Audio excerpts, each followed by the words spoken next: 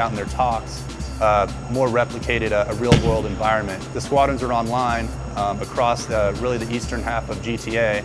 As the targets were raised on their FBCB2s and their CPOF, they would see an enemy element progressing toward their positions.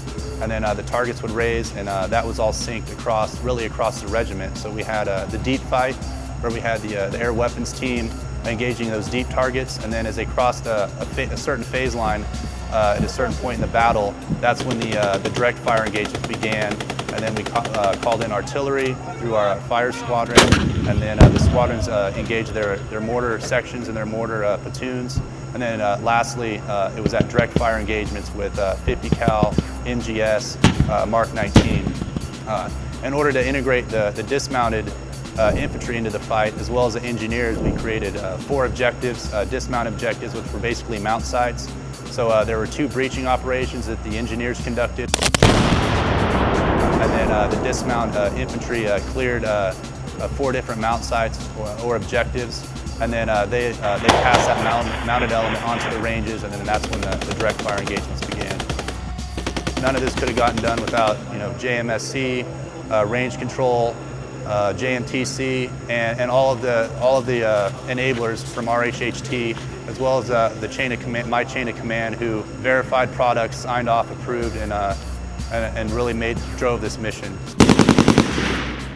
When you got soldiers that are motivated, when you got soldiers who are disciplined and professional enough to get their head in the exercise and learn from each other on a daily basis, you can't replicate that in any simulation or any classroom.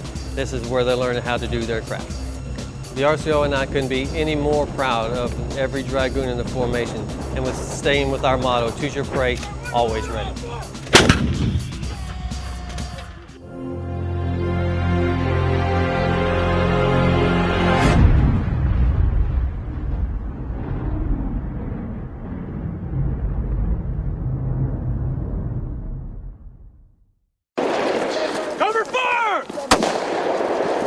Soldiers from Charlie Troop, 3rd Squadron, 89th Cavalry Regiment recently got some hands-on time with their weapons. Defeating the enemy takes more than just knowing how to shoot, though, and the cavalrymen understand that many skills are needed in a firefight. So I got to learn the radio, I got to call for fire, call medevacs. Also, I got to put rounds down range. Radio telephone operators, or RTOs, provide communication support in combat, allowing units on the ground to talk to each other and with their headquarters. When you're working the radio, it's a lot of fun because you're not just laying down and looking for the enemy. You actually know everything that's going on. You know every situation, where everybody's at, what you need to do. It's a lot of fun. The troop commander supervised the training and believes his soldiers got a lot out of their time in the field.